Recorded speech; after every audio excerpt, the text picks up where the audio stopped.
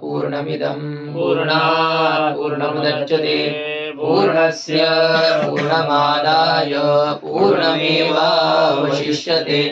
ओम शांति शांति शांतिः। शंकरं शंकराचार्यं केशवं बादरायणं सूत्रभाष्यकृतौ वन्दे भगवन्तौ पुनः पुनः। ईश्वरो गुरुरात्मेति मूर्तिभेदविभागिने व्योमवद्व्याप्तदेहाय दक्षिणामूर्तये नमः। ओम शांति शांति शांतिः। यद विद्याविलासेन भूतभौतिकसृष्टयः तं नौमि परमात्मानं सच्चिदानन्दविग्रहम्। ओम शांति शांति शांतिः। ब्रह्म के तटस्थ लक्षण की चर्चा हम लोगों ने कल की कि जिस परमात्मा में आश्रित परमात्मा के अधीन माया के कार्य रूप परिणाम से भूत भौतिक सृष्टि की उत्पत्ति स्थिति और लय होता है। इस संपूर्ण जगत की उत्पत्ति स्थिति और लय होता है। ऐसा जो परमात्मा है तो वह परमात्मा का तटस्थ लक्षण हो जाएगा। जो माया विशिष्ट चेतन है, ईश्वर है। अब ये तटस्थ लक्षण का निरूपण करके उसमें प्रमाण भी दे दिए गए कि परमात्मा की माया से इस जगत की उत्पत्ति होती है। इसमें श्रुति और स्मृति दोनों प्रकार के प्रमाण दिए गए। एवं तटस्थ लक्षण उक्त्वा स्वरूप लक्षण आह, इस प्रकार से तटस्थ लक्षण का कथन करके अब स्वरूप लक्षण को कहते हैं। क्या दिया है आगे? संकेत क्या दिया है? यदिति या सदिति? यदिति। यदिति। हाँ, सदिति वैसे ये है, इसमें पाठ सदिति ना। बोल बाबा। तो मिला ही नहीं। वाह, तो पाठ के बाद आप कह देते हैं मिला नहीं। इसमें नहीं है। ये सदिति दिया है लक्षण माह सदिति, क्योंकि सत सच्चिदानंद विग्रहम, इसमें जो है ना ये स्वरूप लक्षण है। तो सदिति एतेन शून्यवादिनः सांख्य वैशेषिकादेश्च मतम निराकृतम वेदितव्यम। इससे जो शून्यवादी है, शून्यवादी कौन है? शून्योच्चार माध्यमिक बौद्ध और सांख्य वैशेषिक जितने हैं उन सब का मत निराकृतम वेदितव्यम, उनका मत निराकृत हो गया ऐसा समझना चाहिए। परमात्मा का स्वरूप है सत्य चित आनंद, तो ये शून्यवादी उसको सत्य चित आनंद स्वरूप मानते हैं क्या? नहीं मानते। वैशेषिक सुख दुख आदि गुण क्या कहते, ज्ञान इच्छा प्रयत्न उसके गुण है, स्वरूप नहीं मानते हैं। रही सांख्य की बात, तो सांख्य लोग मानते हैं, चित स्वरूप तो मानते हैं, सत भी मानते हैं, आनंद स्वरूपता उनमें भी ऐसा ये स्वीकार की है या नहीं है, ये तो एक ही है। मानते हैं वो दो मानते, अनेकत्व तो उन्होंने स्वीकार कर लिया, लेकिन आत्मा का ही पुरुष का ही स्वरूप सुख है, इस प्रकार से सुख स्वरूप ऐसे कोई वचन उनके नहीं समझ में आते हैं। चित ज्ञान स्वरूप तो माना है। हाँ भोग मोक्ष प्रकृति देने वाली है, इसका मतलब प्राकृतिक है सुख, उसका स्वरूप नहीं है। तो इसलिए कह रहे हैं कि इनका मत निराकृत हो गया, इस प्रकार से समझना चाहिए। और वैसे यदि ये करेंगे ना, यदि ऐसा जो पाठ हो था उससे भी लेकिन स्वरूप नहीं बन पाता है। फिर ये जो लक्षण का है ना उन्होंने स्वरूप लक्षण माह, नहीं तो परमात्मा में आश्रित माया से जगत की उत्पत्ति होती है, इसका मतलब ये है। सांख्य लोग कहते हैं स्वतंत्र प्रकृति से जगत की उत्पत्ति होती है, तो वो उनका मत खंडित हो जाएगा। स्वतंत्र प्रकृति जगत की उत्पादिका नहीं है, अपितु परमात्माश्रित प्रकृति जगत की कर्त्री है। लेकिन जैसे सदिति भी ठीक है स्वरूप लक्षण बताने के लिए, तो सांख्य मत का निराकरण कैसे हो गया, ये यदि शंका हो जाए यहाँ पर, तो वही वो सत्यचित आनंद स्वरूप परमात्मा को नहीं स्वीकार करते हैं। तो इस कारण से पुरुष एक उन्होंने माना है, ईश्वर उन्होंने स्वीकार ही नहीं किया। यह भी एक उत्तर दे सकते हम। सच्चित आनंद स्वरूप इस प्रकार का ईश्वर का एक स्वरूप लक्षण है या स्वरूप है, ऐसा वो नहीं स्वीकार करते हैं। पुरुष ही है। पुरुष किसकी बात अभी हो रही है? सांख्य की सांख्य मत में पुरुष विशेष ईश्वर है नहीं ना, सब पुरुष ही है। तो जीव का स्वरूप ही सुख है, इस प्रकार की चर्चा सांख्य में नहीं दिखाई देती है। और यहाँ तो सच्चित आनंद स्वरूप कह रहे हैं, इसके कारण से सांख्य का मत भी निराकृत हो गया, ऐसा समझना चाहिए। अन्य दो मत तो वैसे ही कट जाते हैं कि ये शून्य नहीं है, लेकिन आत्मा सच्चित आनंद स्वरूप है, इसका मतलब वो शून्य नहीं, तुच्छ नहीं है, और सुख दुख आदि धर्म वाला नहीं है, अपितु सुख स्वरूप है। वैशेषिक का मत, नैयायिक का मत कट गया। अब ऐसे देखो, सबके एक एक के मत का खंडन करना है, अभी देखना है आत्मा के बारे में। न तावत शून्यम जगत कारणम भवति। सबसे पहले शून्यवादी की चर्चा कर रहे हैं कि शून्य ही जगत का कारण है, ऐसा जो कहा है, तो यह शून्य जगत का कारण है, यह नहीं हो सकता है, न भवति। पहले तो ऐसे होता है, पहला तो इन तीनों में पहला जो है शून्य ही जगत का कारण है, तो वह शून्य तो जगत का कारण नहीं हो सकता है। ये वाक्य अलंकार में भी होता है। प्रथम जो शून्यवादी है उनका कथन तो शून्य ही जगत का कारण है, यह है, ये उचित नहीं है। कथम असतः सज्जायेत इति तर्कानुगृहीतया श्रुत्या असतः तत्कारणत्व प्रतिषेधात् निरधिष्ठान भ्रम अनुपपत्तेः। अब वैसे देखा जाए ना, ये जो चर्चा चल रही है ना, ये फिर से उसी की चर्चा चल रही है जो जगत कारणता की बात है।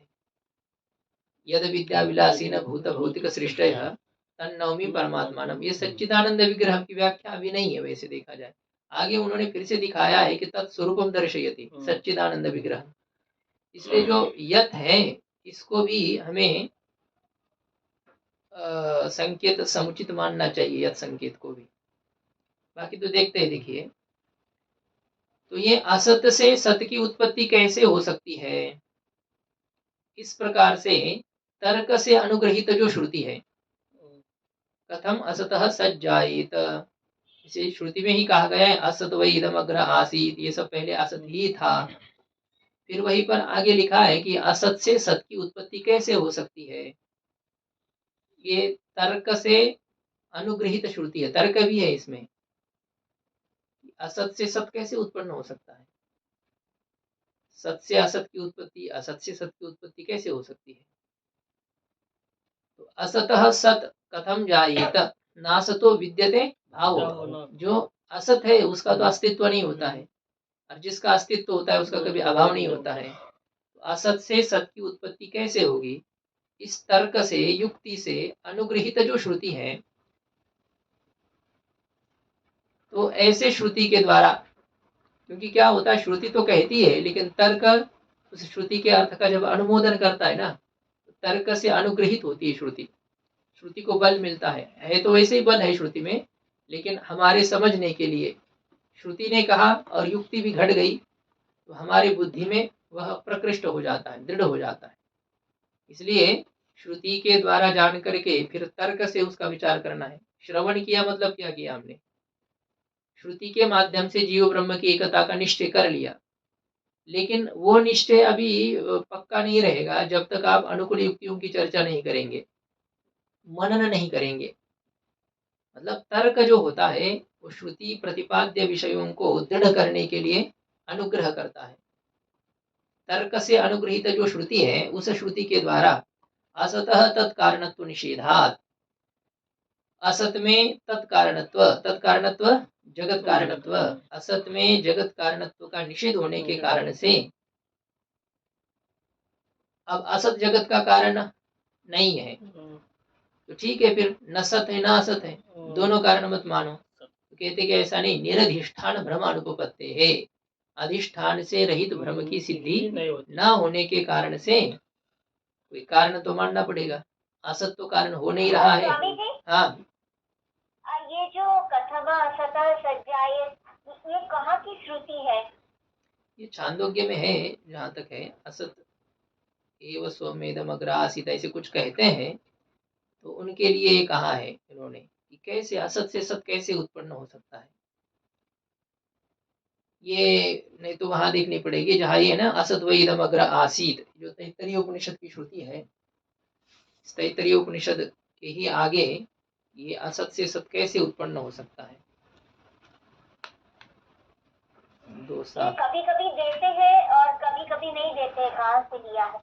हाँ वो सब जगह पर तो संख्या तो नहीं लिखते हैं, या जो होता है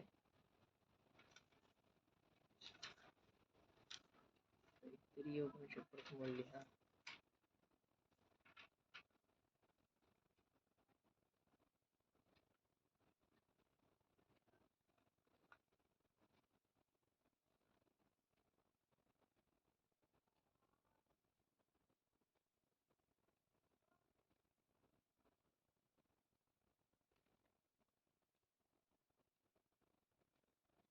में क्या क्रमांक दिखा है? 2-7 है ना, 2-7 मतलब 2-7 में तो स्थिति नहीं दिख रही। सदैव सौम्येदम अग्र आसीत। ये तो छांदोग्य की है। ये तो चांदी की निकली। अच्छा, तो ये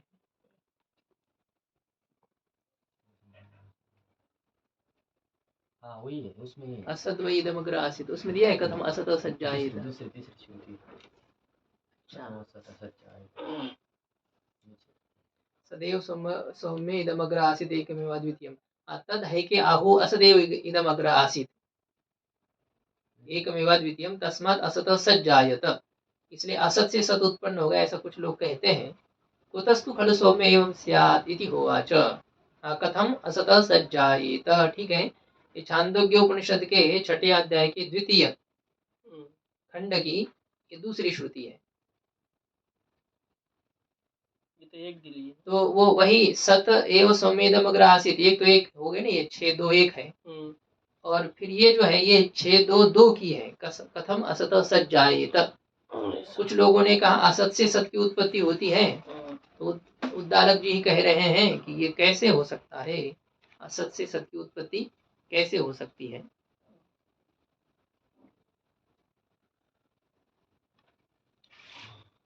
इति तर्कानुगृहीतया श्रुत्या, इस तर्क से अनुगृहित जो श्रुति है, इस श्रुति के द्वारा असतः तत्कारणत्व प्रतिषेधात, असत में जगत के कारणता का निषेध होने से, और निरधिष्ठान भ्रम की उपपत्ति न होने के कारण से, निर्गतम अधिष्ठानम यस्मात् भ्रमात् स भ्रमः निरधिष्ठानः स च असौ भ्रमश्च तस्यानुपपत्तिः। तो अधिष्ठान रहित भ्रम की उपपत्ति न होने के कारण से सदैव सौम्य इदम अग्र आसीत। अब जब निरधिष्ठान भ्रम बन नहीं सकता है और असत उसका अधिष्ठान होता नहीं है, तो फिर क्या ये दो ही तो प्रकार के पदार्थ हैं, सत और असत। तो असत जब जगत का कारण नहीं है, अधिष्ठान नहीं है, तो सत एव सौम्य इदम अग्र आसीत। हे सौम्य, यह जगत पहले सत ही था। सन्मूलः सौम्य इमः प्रजाः, हे सौम्य इमः प्रजाः सन्मूलः, ये सब प्रजा कैसी है? सत ही मूल है जिसका, ऐसी ये प्रजा है। इत्यादि श्रुत्या सतः एव जगत कारणत्व अवगमाच्च, इत्यादि श्रुतियों के द्वारा सत में ही जगत कारणता का ज्ञान होने के कारण से सत ही जगत का कारण है।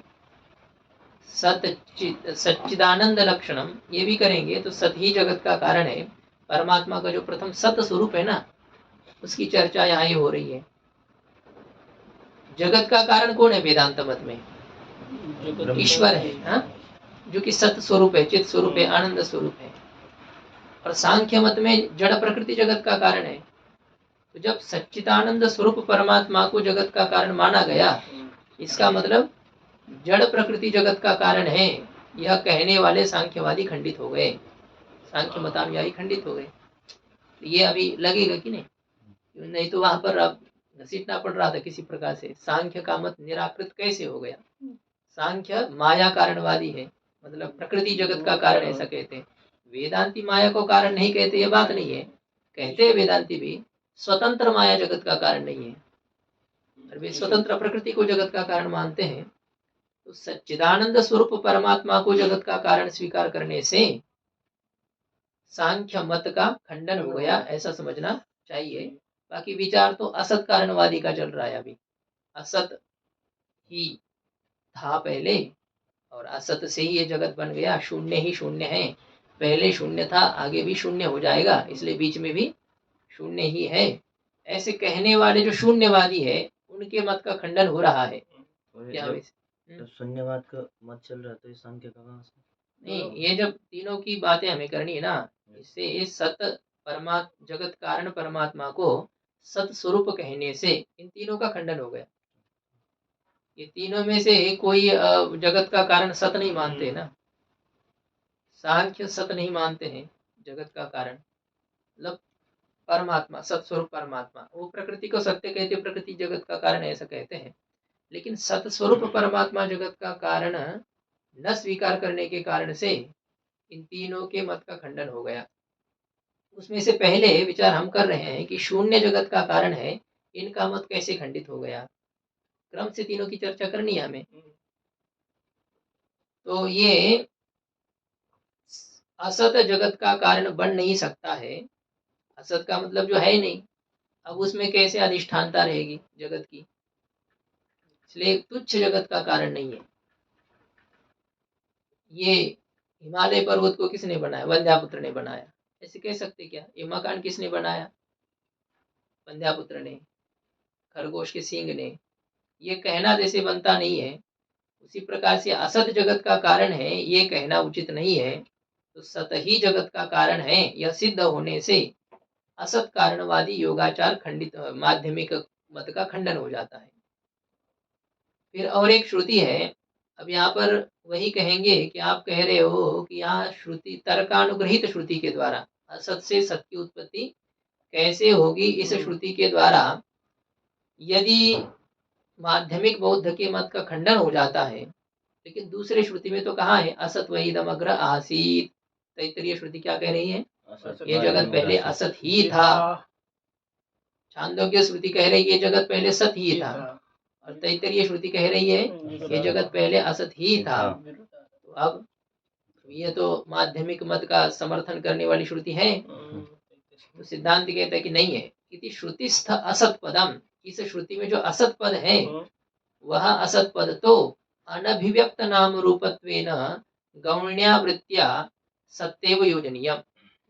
वो जो असत पद है वो अनभिव्यक्त नाम रूपत्वेन, अनभिव्यक्त पाठ ठीक है ना, या अभिव्यक्त नाम रूपत्वेन, अनभिव्यक्त, अनभिव्यक्त अप्रकट नाम रूप वाला होने के कारण से गौणी वृत्ति से सत में ही उसकी योजना करनी चाहिए। सत को ही असत कहा है, सृष्टि के उत्पत्ति से पहले सत स्वरूप परमात्मा को ही इस श्रुति में असत शब्द से कह दिया। कैसे सत, असत शब्द से सत परमात्मा का बोधन कैसे हो गया, कहते गौणी वृत्ति से, क्योंकि असत जिस प्रकार से दिखता नहीं है,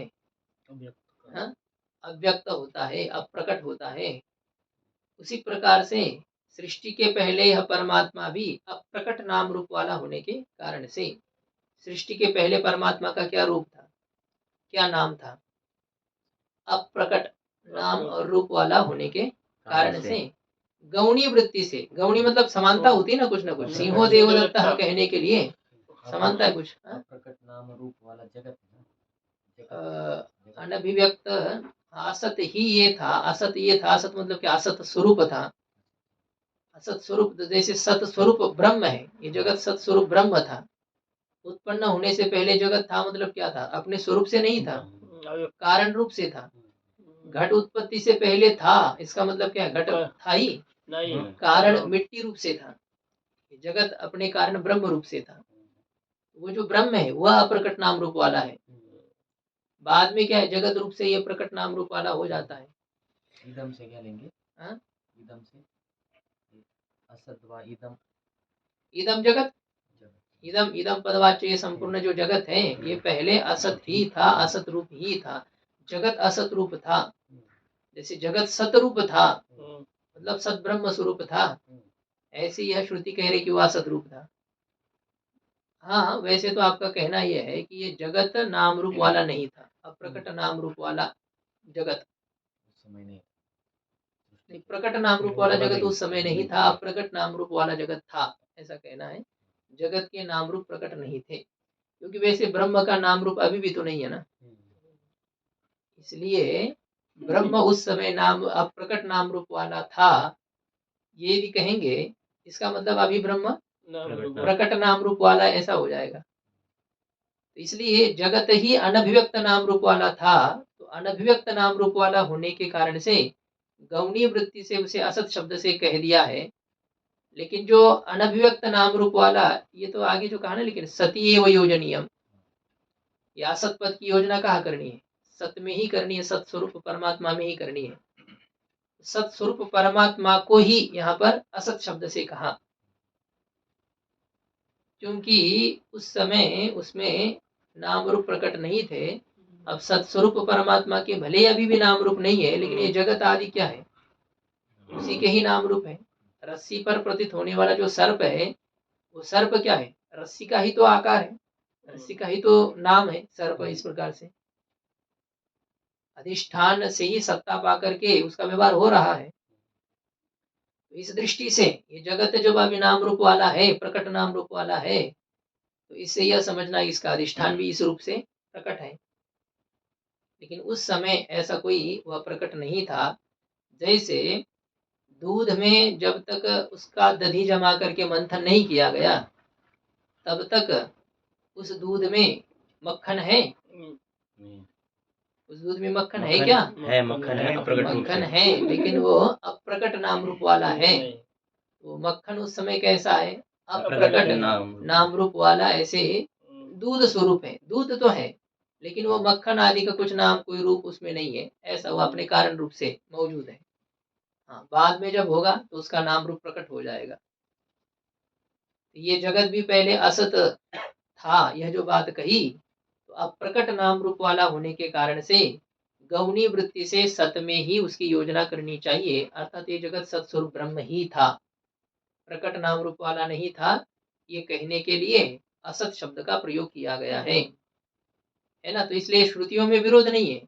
छांदोग्य श्रुति सत्स्वरूप जगत को कह रही है उत्पत्ति से पहले, और ये श्रुति असत स्वरूप कह रही है।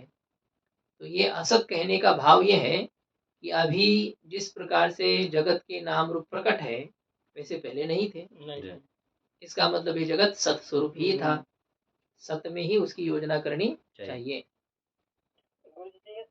यही अर्थ है, मतलब ये भाव कैसे समझ में आया। समाकर्षादिति न्यायात, आगे ब्रह्म सूत्र भी दिया है। व्याख्याकार ही तो व्याख्या करेंगे ना, हम कहाँ वेदों के अभिप्राय को समझ पाएंगे। तो जैसे सूत्रकार व्याख्या कर रहे हैं तो उसी प्रकार से चलना है। युक्ति तो आपको दी है, असत यदि जगत है तो वो कैसे सत हो जाएगा, जो है नहीं वह कैसे नाम रूप को प्राप्त हो जाएगा। असत सत को सत्स्वरूप को प्राप्त कैसे हो सकता है, ये हमने कहा है। तो सत्स्वरूप ही था, लेकिन फिर श्रुति का अभिप्राय कैसे, तो सतैव सौम्येदम अग्रे आसीत, जिसमें युक्ति से अनुग्रहित श्रुति है, बात सब बन रही है। ये जगत प्रकट नाम रूप वाला था, तो पहले क्या था, सत स्वरूप ब्रह्म स्वरूप था, अब वो प्रकट हो गया। यदि जगत नहीं था तो कहाँ से आ गया। तो असत को कारण मानना ये बात बनती नहीं है ना, युक्ति है, और युक्ति होने के कारण से अन्य श्रुति भले ही कह रही है कि ये जगत असत ही था, तो उसका भी अभिप्राय आपको समझना पड़ेगा। असत था मतलब अभी सत कैसे हो गया। असत था का अर्थ है कि उसका नाम रूप पहले प्रकट नहीं था, इसलिए उसको असत शब्द से कह दिया। जैसे असत दिखता नहीं है, असत का कोई नाम रूप नहीं होता है, वैसे उसका भी नहीं। वंद्यापुत्र का क्या नाम रूप है, उसे क्या कहते हैं, राम कहते, श्याम कहते, चैत्र कहते, मैत्र कहते, वंद्यापुत्र को क्या कहते हैं, और कैसा कितना लंबा होता है वो, या बौना होता है, या जाड़ा होता है, या पतला होता है, काला होता है, गोरा होता है, कैसे होता है वंद्यापुत्र, उसके नाम रूप नहीं रहते हैं। उसी प्रकार से इस जगत का भी नाम रूप न होने के कारण से गौणी वृत्ति से असत ही था इस प्रकार से कह दिया। तो मतलब यह है कि यहाँ असत शब्द से सत का ही निर्देश किया गया है, सत स्वरूप ही यह जगत था। और ये श्रुति, इसमें न्याय भी है ब्रह्म सूत्र का, समाकर्षात् इति न्यायात्, इस जगत का कारण क्या है, कैसे ये बना है, इसमें न्याय है, उसकी सूत्र की व्याख्या नीचे दे रहे हैं। प्रकृतस्यैव सत्यादि लक्षणस्य गुरुजी गौण्यवृत्ति क्या है? हाँ?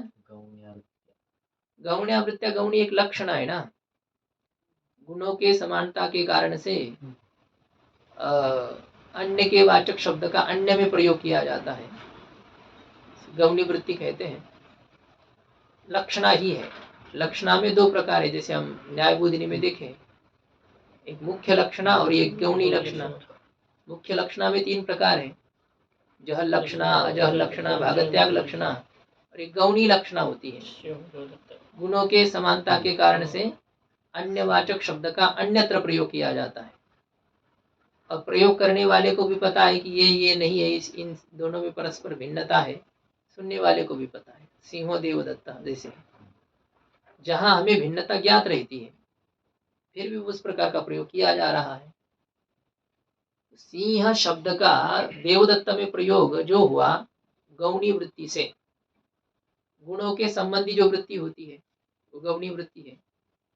सिंह में जो गुण है वही गुण है देवदत्त में। अब उसका लक्षण तो विशेष, जो संस्कृत कोई लक्षण है वो तो अलग से देखना पड़ेगा।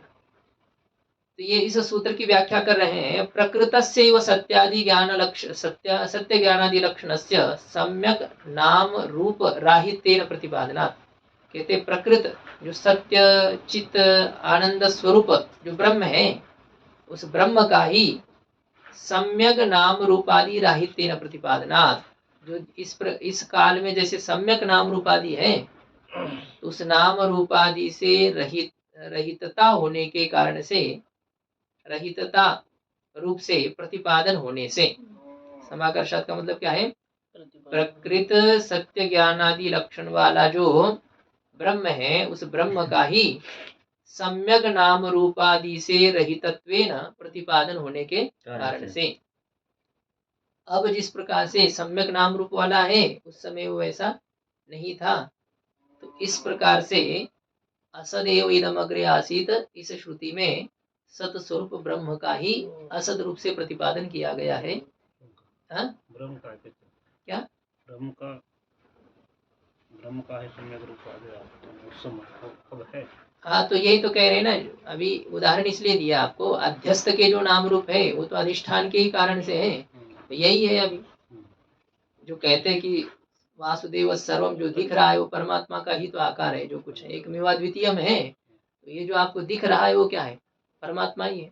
भले ही बात समानाधिकरण करो आप, फिर भी जो आकार आदिक है वह तो परमात्मा में अध्यस्त होने के कारण से परमात्मा के ही है। हम जिस प्रकार से आकार देंगे तो उस प्रकार के आकार वाला वह है, जैसा मानेंगे वैसा है, उसी में वो प्रकट हो जाएगा उस प्रकार से।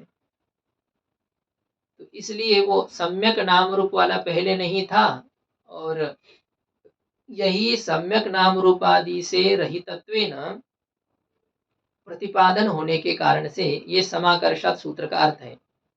उसी सूत्र पर भी यही कहा है कि असदेव इदम अग्र आसीत, असत ही जगत का कारण है, ऐसी श्रुति कह रही है। उन्होंने कहा कि नहीं, ये सत स्वरूप ब्रह्म को ही असत शब्द के द्वारा श्रुति कह रही है, प्रकट नाम रूप वाला न होने के कारण से। सम्यक नाम रूप आदि का अर्थ होता है प्रकट, प्रकट नाम रूप आकार, ये सब न होने के कारण से असत शब्द से उसका प्रतिपादन किया गया है, इसलिए असत जगत का कारण है, ये कहना उचित नहीं है। ठीक है। हाँ, देखिए अभी दूसरा क्या है, ये तो हो गया माध्यमिक बौद्ध का खंडन हो गया। अब और दूसरा ये है कि प्रकृति जगत का कारण है, तो उस प्रकृति जगत कारणवादी का और परमाणु जगत कारणवादी वैशेषिकों का खंडन अभी किया जा रहा है। इसलिए यह भी एक विचार से ठीक लग रहा था, जो उन्होंने स्वरूप लक्षण ऐसा कह दिया ना, यदिति ऐसा कह करके, वो भी उसी संकेत उचित ही है, प्रारंभिक जो संकेत दिया है यद विद्या विलासीन में जो यद दिया ना, उससे परमात्मा के स्वरूप का भी स्वरूप लक्षण भी कहा गया है। अभी बताएंगे आपको परमात्मा का स्वरूप लक्षण इससे कैसे हो जाएगा, क्योंकि जब अविद्या का संबंध है परमात्मा में, जब अविद्या का संबंध संबंध परमात्मा में है तो उसे परमात्मा का स्वरूप कहेंगे क्या? न वो तो परमात्मा का स्वरूप लक्षण है, वो तो तटस्थ लक्षण हो जाएगा। लेकिन अभी आगे व्याख्या करेंगे। यस्मिन अविद्यायाः अविलासः, जिसमें अविद्या का विलास नहीं है, नहीं जिस परमात्मा में अविद्या का कोई संबंध नहीं है, ऐसा जो होगा वो परमात्मा का स्वरूप है कि नहीं? अविद्या के संबंध रहित ऐसा परमात्मा का स्वरूप है। अविद्या के संबंध वाला वह परमात्मा का तटस्थ लक्षण है, तो उनका स्वरूप नहीं है। कुछ समय के लिए ऐसा है। कुछ कपड़े हमने पहने कभी, वो हमारी वास्तविकता नहीं है, पहन लिए हैं। पुलिस के कपड़े पहने हैं, बच्चे जैसे वो 9वीं 10वीं कक्षा में जो रहता था ना, वो क्या कहते उसमें, वो हाँ एमसीसी, हाँ जो सीसी हो, तो उसमें वो जैसे कपड़े पहने जाते थे, तो वो कुछ समय के लिए उनके लिए है, वो तो वैसे है नहीं, वो कोई पुलिस नहीं है, ऐसे पहने हुए हैं।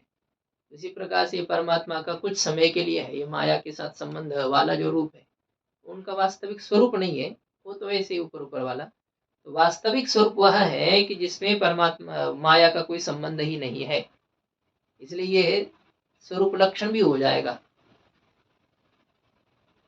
देखिए आगे, नापि प्रधान परमाणुवादे जगत कारणत्वं संगच्छते। प्रधान परमाणु आदि में जगत कारणता संगत नहीं है।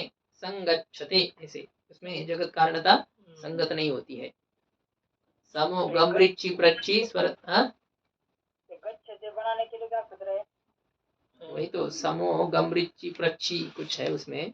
समो गमृच्छी प्रच्छी स्वरत्यर्थी श्रुविदिभ्यः सम उपसर्ग पूर्वक गम धातु से आत्मनेपद होता है। यह है 1-3-29 क्रमांक का सूत्र है। इस सूत्र से ये होता है संगच्छते।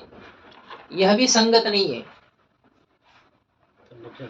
हाँ संगच्छते 1-3-29। तो नापि प्रधान कारणत्वम नापि परमाणु आदि कारणत्वम संगच्छते, ये भी कारणता संगत नहीं है। क्यों संगत नहीं है? मतलब जैसे असत कारणता संगत नहीं है, शून्य कारणता संगत नहीं है, वैसे परमाणु को कारण मानना, प्रकृति को कारण मानना, यह भी संगत नहीं है। क्यों? सो कामयत बहुश्याम प्रजायेय, उसने संकल्प किया कि मैं बहुत हो जाऊं, अनेक रूप से उत्पन्न हो जाऊं, बहुश्याम बहुत हो जाऊं, अनेक रूप से उत्पन्न हो जाऊं। परमात्मा इस अनेक रूप से हो चुके हैं ना। इस जगत का ये जो कह रहे थे ना आपको भी कि ये परमात्मा अभी प्रकट नाम रूप वाला है क्या? है, क्योंकि इस जगत का अभिन्न निमित्तोपादान कारण है परमात्मा। मिट्टी जैसे घट का परिणाम उपादान कारण है, उसी प्रकार से इस जगत का परिणाम उपादान कारण भी ईश्वर है, और उपादान कारण विवर्त उपादान कारण भी ईश्वर है, ठीक है? निमित्त कारण भी ईश्वर है, और परिणाम इसलिए है कि उनकी जो माया है, वो तो माया और ईश्वर दोनों अलग है क्या? नहीं है। इसलिए तो जगत में भी कहते हैं हम अर्धांगिनी, वो अलग नहीं है। तो ईश्वर की जो माया है, वो माया जगत के परिणत होने के कारण से ईश्वर भी इस जगत का माया के माध्यम से परिणामी उपादान कारण है। माया के द्वारा वो परिणामी उपादान कारण ही है, ठीक है? ईश्वर परिणामी हो गया, फिर ब्रह्म विवर्त उपादान कारण है। और माया तो वही तो, माया ईश्वर से अलग का, माया ही परिणामी उपादान कारण है, और वो माया जो है परमात्मा से अभिन्न शक्ति है। शक्ति साक्षात न विद्यते, जब तक उसका ये है ना, अध्यस्त पदार्थ अधिष्ठान से भिन्न नहीं, माया भी अध्यस्त है, जगत भी अध्यस्त है, तो वो जिस परमात्मा में अध्यस्त है उससे वो अलग नहीं है ना। तो परमात्मा से वो अलग न होने के कारण से उसका परिणाम जगत है ये कहा जाए, अथवा ईश्वर का जगत परिणाम है ऐसा कहा जाए, इसमें क्या अंतर आएगा? एक ही बात हो जाती है ना। ये खेती किसकी है? वो कहता है हमारी है, ठीक है, उन्हीं को पूछते हैं, उनके घर वाली को, वो कहते हैं हमारी है। तो किसका गलत है और किसका सही है? सबका, दोनों का सही है ना, क्योंकि दोनों का अलग नहीं, वो दोनों अलग है ही नहीं। अच्छा खेती का है, ये बच्चा किसका है? उसको पूछते हो, कहता हमारा है, मेरा है। और उस स्त्री को पूछते तो वो भी क्या कहती है? मेरा है। दो दो का कैसे हो सकता है? वो दोनों अलग है क्या? नहीं है। तो इसी प्रकार से यहाँ ये है कि माया का परिणाम है, ईश्वर का परिणाम है। ईश्वर इस जगत का निमित्त कारण भी है और उपादान कारण भी है। तो कौन सा उपादान कारण है? परिणामी उपादान कारण है या विवर्त उपादान कारण है या आरंभ उपादान कारण है? परिणाम उपादान कारण ही है, माया के माध्यम से। माया का परिणाम है तो इसका भी परिणाम है, ऐसे ही होता है। अभिन्नता होती है ना। किसी के पुत्र ने बम्बई में फ्लाइट लेकर के वहां पर रह रहा है, उसके बाप को पूछेंगे तो क्या कहता है? बम्बई में हमारा घर है। तुम्हारा कैसे घर हो गया? भाई उसके बच्चे का घर है, उसके लड़के का घर है, तो उसका घर है कि नहीं है? उसमें भेद नहीं है ना। इसी प्रकार से यही हो रहा है। हाँ? भले रहने देने देने। हाँ है तो उसका।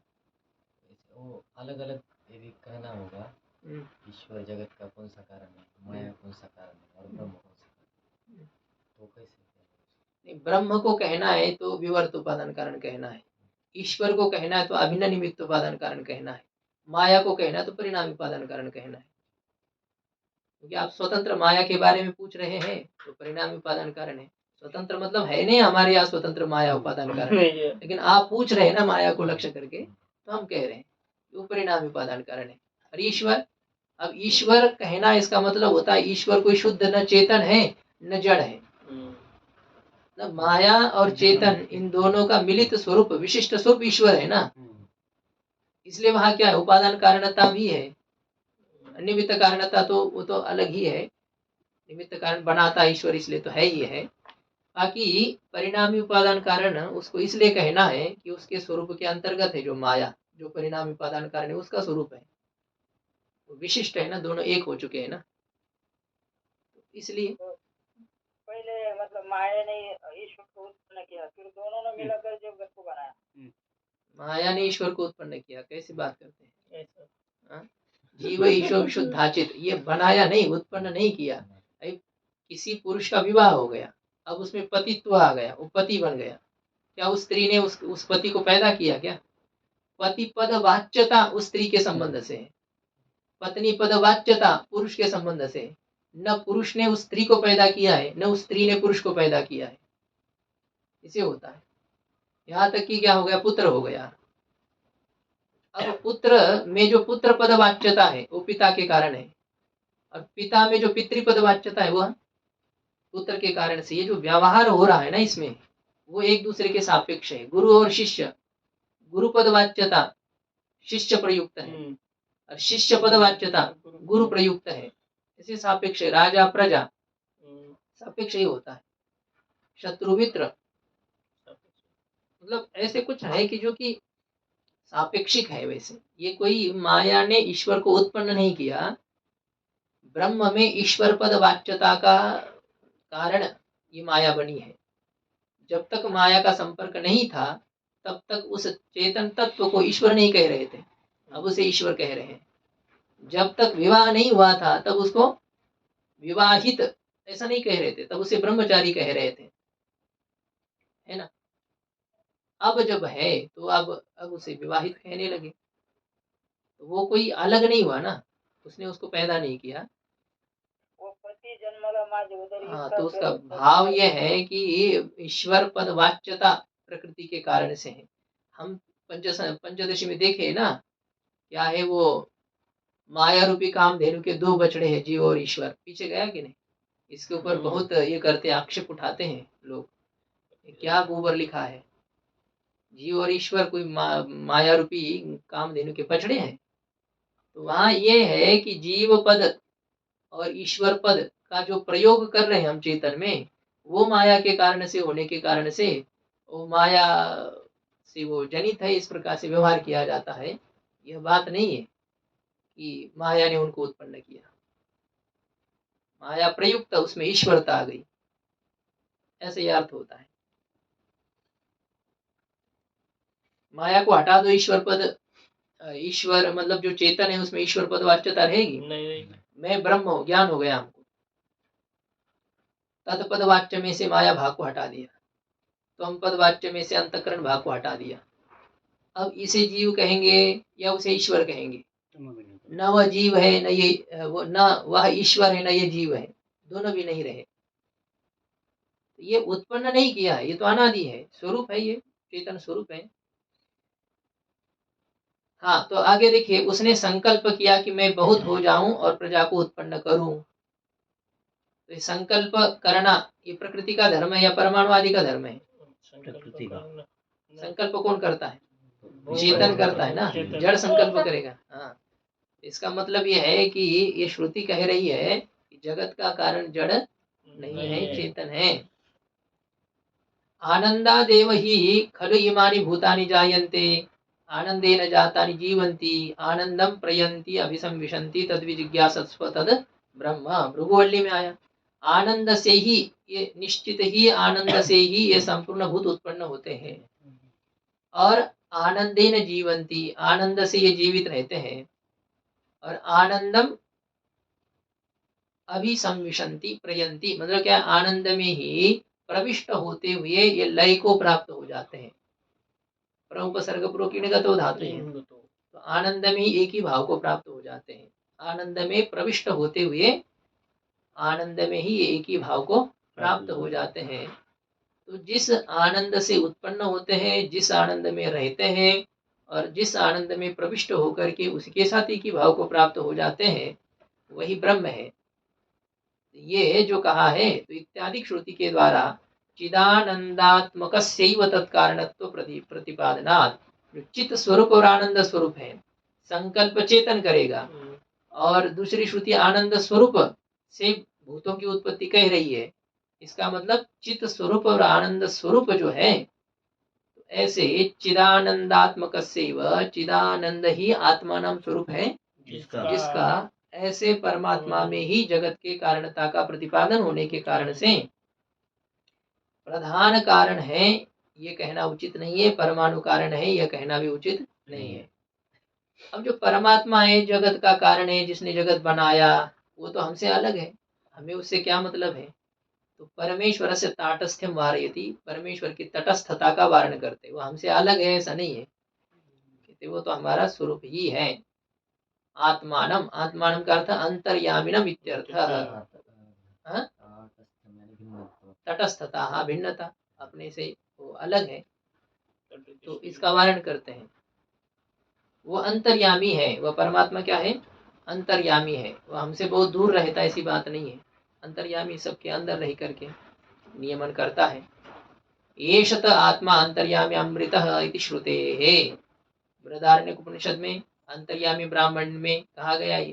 पृथ्वी, जल, तेज, वायु, आकाश, जितने जितने सब पदार्थ हैं, तो इन सभी में जो विद्यमान है, ये पदार्थ है, जिनका शरीर है, इन सब का जो नियमन करता है अंदर रह करके, ऐसा ये बृहदारण्यक उपनिषद के ये तृतीय अध्याय के 7वें ब्राह्मण के तृतीय मंत्र से लेकर के 22वें मंत्र तक प्रत्येक मंत्र में यह आया है, ये शत आत्मा अंतर्यामी अमृतः, इस प्रकार से कह करके। संख्या थोड़ी सी इसमें, आप में तो संख्या ही नहीं है, हमारे में दी है 3, 7, 2, 1, ऐसी इतनी कोई संख्या नहीं है लंबी, क्योंकि 3 अंक की ही संख्या रहेगी जो रहेगी।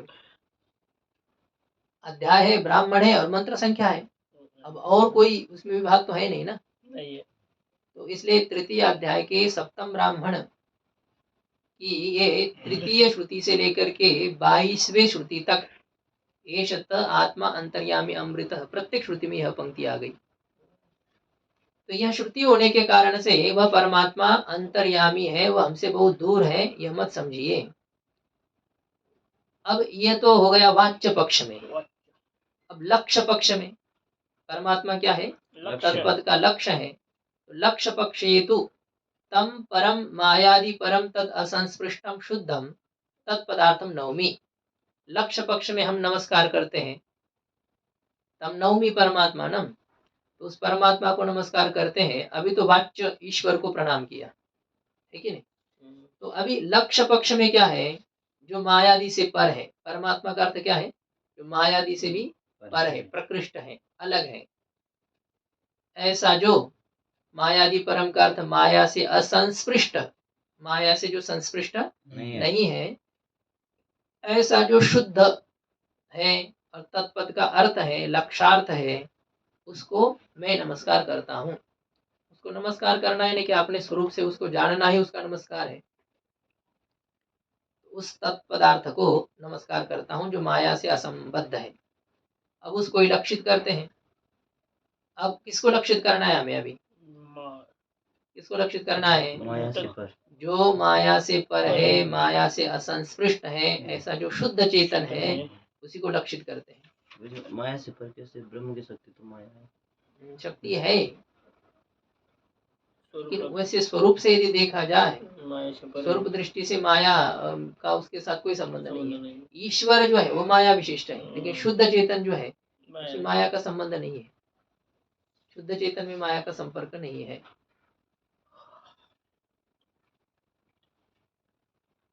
जैसे अब आपने स्वप्न देख लिया, आपकी विवाह हो गया, शादी हो गया, ऐसा देख लिया, मान लो ऐसे हो गया।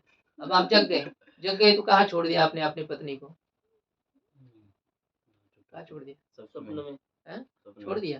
फिर दोबारा आ जाएगी वो वहीं पे जो है। अब वो थी ही नहीं ना, उस समय के लिए कुछ आप देख रहे थे, वहां वो लग गई थी। अब उस समय आप समझ भी रहे थे, आपको पूछा कि अजय भाई कब हो गई आपकी शादी, तो बता रहे हैं "अरे वो तो 4-5 साल हो गए"। क्या कह रहे हैं आप? 4-5 साल हो गए, ये देखो ये बच्चे खेल रहे हैं, कह रहे हैं। अब जब आप जागृति में आते हैं तो आपको पूछेंगे कि कहाँ गई आपकी गृहिणी? कौन सी गृहिणी? हम तो ब्रह्मचारी है।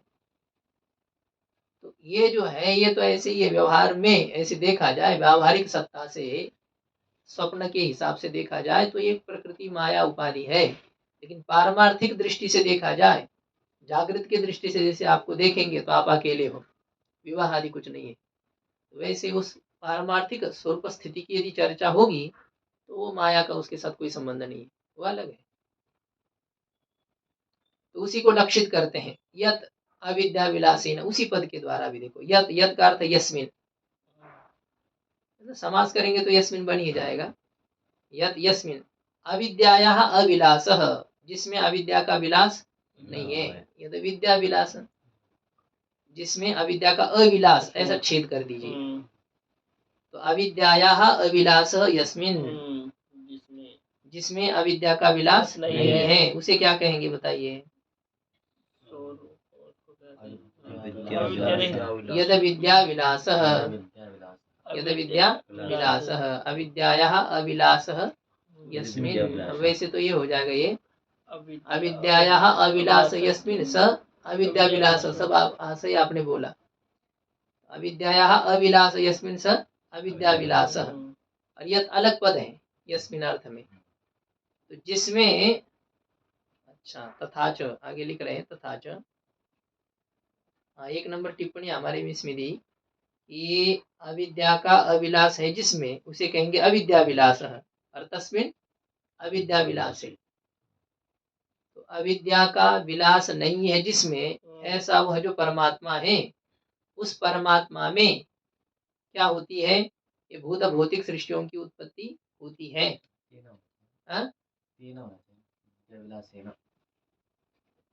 यस्मिन है ना, अच्छा अविद्या, यद विद्या विलास से, अच्छा न है ना फिर आगे, हाँ तो ठीक है, आगे न अलग कर देना है। यद विद्या विलासे न भूत भौतिक सृष्टय, आगे नैव सन्ति कह रहे हैं ना आगे। यस्मिन अविद्या विलास अभावती भूत भौतिक सृष्टय नैव सन्ति, तथा कह करके न को अलग कर देना। अब सप्तम अंत पद हो जाएगा, और यद भी अलग हो जाएगा ऐसा करके।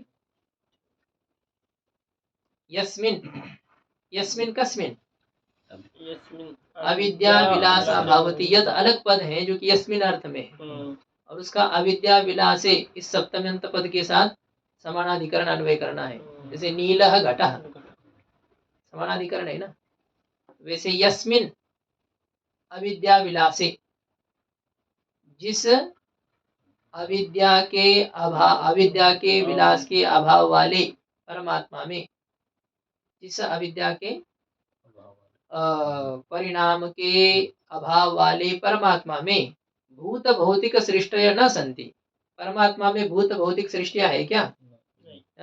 कुछ नहीं है, वहां पर तो केवल चेतन तत्व ही है। ये जगत था या जगत है या जगत होगा, क्या है बताइए पारमार्थिक दृष्टि से? कुछ नहीं। प्रपंच एक झाला होता हे तो समूळ मिथ्या वार्ता पुढे होईल मागुता कदा कल्पांती घडेना। प्रपंच था, आगे होगा, और चलो अभी है या कभी कभी न कभी हो जाएगा, ये सब बेकार की चीज है, ये सब मिथ्या है। जगत न था, जगत न है, और जगत न कभी होगा। तीनों कालों में जगत का अत्यंत अभाव है, लेकिन ये तब है जगने पर, बाकी तो सब देख रहे हो आप। जैसे यही आपको उदाहरण जो दिया कि मतलब स्वप्न में जो चीज हमने देखी वो पहले थी नहीं थी, आगे वो होगी नहीं। जैसे देखो अजय जी के विवाह की बात हमने की, तो अजय जी का पहले विवाह हुआ था? नहीं हुआ था। अभी है? नहीं है। आगे होगा? नहीं होगा। अरे नहीं कह रहे हो? तो स्वप्न वाला जो है ना वो नहीं होने वाला है, स्वप्न वाला जो है वो नहीं होगा, ऐसा ही है। तो मतलब ये तीनों कालों में है नहीं। भूत भौतिक सृष्टि नहीं वो संति, भूत भौतिक सृष्टियां नहीं होती है ही नहीं इस परमात्मा में। और इसमें क्या प्रमाण है कि परमात्मा में भूत भौतिक सृष्टियां नहीं है? इसमें कोई प्रमाण है? नहीं। नहीं है? नहीं नहीं कह रहे हो? प्रमाण है, भूत भौतिक सृष्टियां नहीं है, इसमें प्रमाण है। क्या प्रमाण है? नेह नानास्ति किंचन इत्यादि श्रुते है। इस ब्रह्म में नाना न अस्ति, किंचन नाना न अस्ति। नाना नाना यानी पृथक, क्या है वो सूत्र है ना, नय नाभ्याम ना नायो न सह। नय और ना शब्द से ना प्रत्यय होता है, असह पृथक अर्थ में। इसमें ब्रह्म से पृथक कोई है ही नहीं, ब्रह्म से अलग कुछ भी नहीं है। विनय भ्याम ना नायो न सह, विना नाना शब्द बनते हैं, और असह मतलब पृथक अर्थ में, बिना उसको छोड़ करके, उसके बिना। और नाना का अर्थ भी होता है पृथक, नाना का अर्थ अनेक भी होता है, और नाना का अर्थ उसके बिना भी होता है, उसको छोड़ करके अलग। तो इस ब्रह्म में कुछ भी पृथक नहीं है, इस ब्रह्म से कुछ भी अलग है ही नहीं, है नहीं कुछ भी। तो यह श्रुति होने के कारण से ब्रह्म में भूत सृष्टि या भौतिक सृष्टि है? कुछ भी नहीं है। देखिए आप ये यह ब्रह्मणि, इस ब्रह्म में किंचन नाना न अस्ति, इस ब्रह्म में कुछ भी नानात्व नहीं है, मतलब कुछ भी पृथक नहीं है, अलग कुछ भी नहीं है ब्रह्म से। तो यह है परमात्मा का लक्ष्य स्वरूप। पहले वाच्य स्वरूप था, जो जगत के उत्पत्ति स्थिति लय का कारण था अविद्या के माध्यम से। लेकिन अब यह है कि वो लक्ष्य स्वरूप का अविद्या के साथ संबंध न था, न है, न होगा, और इसलिए क्या है, आगे जगत की भी बात नहीं है, जगत भी न था, न है, न होगा। ऐसा जो लक्ष्य स्वरूप है ये कहा गया। अब वह जो परमात्मा है उसी का स्वरूपम दर्शयति, तत्स्वरूपम दर्शयति। लक्ष्य जो कहा ना, उस लक्ष्य स्वरूप को ही अभी दिखाते हैं। सच्चिदानंद विग्रहम, इससे लक्ष्य स्वरूप को दिखाया गया।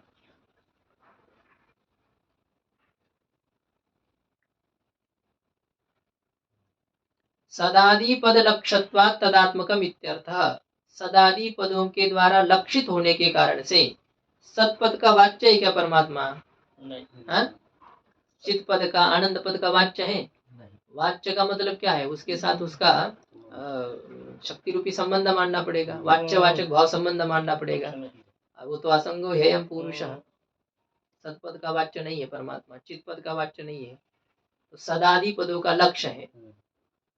लक्षणा से सदादि पद ब्रह्म का बोधन करते हैं, मतलब उसे जड़ता का निराकरण करने के लिए उसे सत कह दिया। वो जड़ नहीं है इसलिए श्रुति उसको सत कह रही है। नहीं, वो विनाशी नहीं है इसलिए उसको श्रुति सत कह रही है।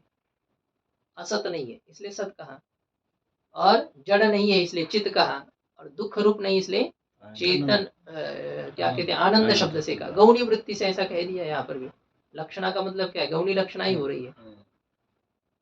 कोई क्या कहते हैं, जह लक्षणा जैसे करेंगे, वाच्यार्थ का पूरा त्याग करना है, या अवाच्य अर्थ का भी ग्रहण करना है, वाच्य में से कुछ भाग का त्याग, कुछ भाग का ग्रहण, इस प्रकार से नहीं। ये जैसे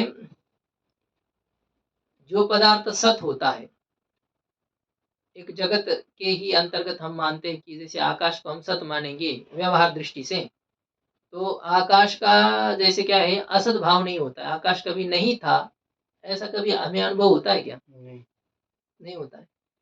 इसका मतलब सतपद वाच्य जो होता है उसका कभी अभाव नहीं होता है। उसी प्रकार से ये ब्रह्म होने के कारण से ब्रह्म को सत शब्द से कह दिया। सतपद का वाच्य नहीं है ब्रह्म, सतपद के वाच्य के समान है। तो सतपद वाच्य क्यों नहीं, फिर जब सतपद वाच्य के समान है तो सतपद वाच्य क्यों नहीं कह रहे आप? असंग है ना वो, शब्द का संपर्क उसके साथ कर नहीं सकते है ना, तो इसलिए उसका जी माने ये तो निर्गुण ब्रह्म की बात हो रही है, लेकिन ईश्वर को तो हम ये ईश्वर का स्वरूप लक्षण कह सकते हैं ना। हाँ, ईश्वर का वास्तविक स्वरूप यही है, ऐसा कहने में कोई आपत्ति नहीं है। ईश्वर का वास्तविक स्वरूप का मतलब ब्रह्म होता है, और जो ब्रह्म होता है तो वो तो उसके साथ कोई संबंध नहीं है। शताधिक पद का ईश्वर के स्वरूप के साथ संबंध है क्या? ईश्वर का जो वास्तविक स्वरूप है उसके साथ कहाँ संबंध है? हाँ, ईश्वर जिसको हम कह रहे हैं जो कि उसका माया विशिष्ट स्वरूप है, तो उसमें भले ही शब्दों की वाच्यता है, ईश्वर पद वाच्य वह है। वही कह रही हूँ, हाँ, ईश्वर में मैं वही कह रही हूँ, माने ईश्वर माने जब ब्रह्म माया के संपर्क में आके उसको हम ईश्वर कहते हैं, तो ये सच्चिदानंद ये ईश्वर का स्वरूप लक्षण कह सकते हैं, लेकिन ब्रह्म का नहीं कह सकते। नहीं, ब्रह्म का ही तो है ना, ईश्वर का और ब्रह्म का स्वरूप अलग है क्या? स्वरूप तो वही है ना। माने बीच में माया आ जाती है ना। हाँ, तो वो स्वरूप कहाँ है ईश्वर का? फिर जिसको हमने ईश्वर मान रखा है माया के संबंध से जो है उसे हम ईश्वर कह रहे हैं, लेकिन ईश्वर का वो असली स्वरूप नहीं है ना। कुछ समय के लिए रावण का पात्र करने वाले का स्वरूप रावण है क्या? नहीं है ना, वो उस पात्र के लिए उसने बनाया है, वो रावण नहीं है। राम जी का पात्र करने वाला राम जी नहीं है, ईश्वर का पात्र वो कर रहा है। ये भी देखिए, जैसे जीव जगत के अंतर्गत जीव का पात्र कर रहा है, ईश्वर भी एक पात्र है जगत के अंतर्गत। भले ही जगत को बनाता है वो, लेकिन है भी तो व्यावहारिक ही सत्ता में। माया के संबद्ध जो चेतन होता है उसकी पारमार्थिक सत्ता है क्या? नहीं ना। जैसे जीव है वैसे ईश्वर है। जीवत्व का जैसे बात होता है, ईश्वरत्व का भी बात होता है कि नहीं? होता है।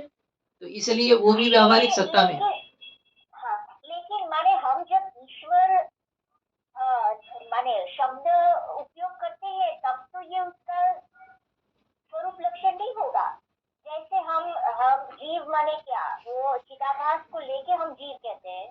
हाँ, तो वैसे ईश्वर को जब हाँ जब उसको माया को लेकर के आप कहेंगे तो फिर भी यही तो बात हो रही है ना। उसको सत कैसे, सत स्वरूप ऐसा जब कहना है आपको, तो हाँ, वाच्यता घटाने के लिए ठीक है। हाँ, ऐसा आपका कहना भी उचित है, क्योंकि ईश्वर पदवाच्य जैसा ईश्वर हो गया, ब्रह्म पदवाच्य भी वह हो जाएगा, सच्चिदानंद पदवाच्य भी वह हो जाएगा। माया का संपर्क जब तक है तब तक ये शब्द सीधे सीधे ईश्वर के पास पहुंच सकते हैं। हाँ, वो ब्रह्म के पास नहीं पहुंचते हैं, मतलब असली स्वरूप तक इनकी गति नहीं है, ईश्वर के असली स्वरूप तक। लेकिन नकली स्वरूप तक तो इनकी गति है, वहां तक तो वो जा सकते हैं। ऐसे है, जैसे क्या है, कोई प्लास्टिक आदि के व्याघ्र है, शेर है, हाथी है, इनके बने हुए हैं, वो बाहर जैसे रहते हैं।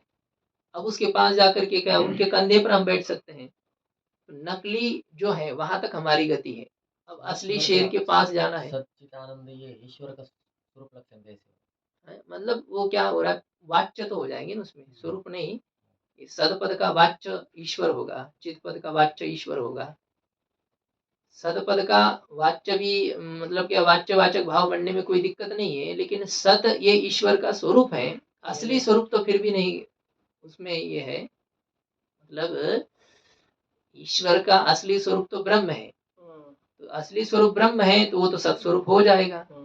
लेकिन ईश्वर का जो ईश्वर है, मतलब जो कि एक पार्ट का बना हुआ है, माया के संपर्क में जो आया हुआ है, तो वो कहाँ सत्स्वरूप है? वो तो नहीं, वो कहाँ चित स्वरूप है? वो तो ज्ञान गुण वाला है ना, उसमें ज्ञान है, वो ज्ञान स्वरूप नहीं, विशिष्ट जो है वह। तो उसमें सतचित आनंद पद वाच्यता है, लेकिन सतपद चित पद सतचित आनंद स्वरूपता उस विशिष्ट स्वरूप में नहीं है, उसके वास्तविक स्वरूप में है सच्चित आनंद स्वरूपता। तो अंतर देखिए क्या हो रहा है, उसके वास्तविक स्वरूप में सच्चित आनंद स्वरूपता है, सतचित आनंद पद वाच्यता नहीं है। और ईश्वर में सतचित आनंद वाच्यता तो आ सकती है, लेकिन वो स्वरूप नहीं है जो उसने नाटक के लिए जो बनाया है, मतलब जो माया के संपर्क में दिख रहा है, तो वह सच्चित स्वरूप नहीं है, आनंद स्वरूप नहीं है। वो सतचित आनंद इस प्रकार के गुण वाला हो सकता है, उसमें गुण रह सकते हैं, उसका वो स्वरूप नहीं है। ठीक है, ये हो रहा है, तो ये सत्पद आदि के द्वारा जिसको लक्षित किया जाता है, तो वो लक्ष्य होने के कारण से तदात्मकम, वह क्या है, वह तदात्मक है, नाम वह सत स्वरूप है, चित स्वरूप है और आनंद स्वरूप है, इनसे लक्षित होने के कारण से ऐसा वह है। अब वह जो ब्रह्म है, जिसको सत्यचित आनंद स्वरूप कहा है, जिसका तटस्थ ईश्वर स्वरूप है, माया विशिष्ट स्वरूप है, तो ऐसा जो वह ब्रह्म है, वह ब्रह्म हमसे भिन्न नहीं है, अभी तो वह आत्मा ही है। उसमें अनात्मत्व का वारण करते हैं, वह आत्म स्वरूप है, ये कहने के लिए परमात्मानम, आत्मानम शब्द जोड़ा है, आत्म स्वरूप है, ये कहने के लिए तस्य अनात्मत्वम वारयति, उसके अनात्मत्व का वारण करते हैं, आत्मानम ऐसा कह दिया उसको, जो माया से पर है वही आत्मा है। ओम पूर्णमदः पूर्णमिदं पूर्णात् पूर्णमुदच्यते पूर्णस्य पूर्णमादाय पूर्णमेवावशिष्यते।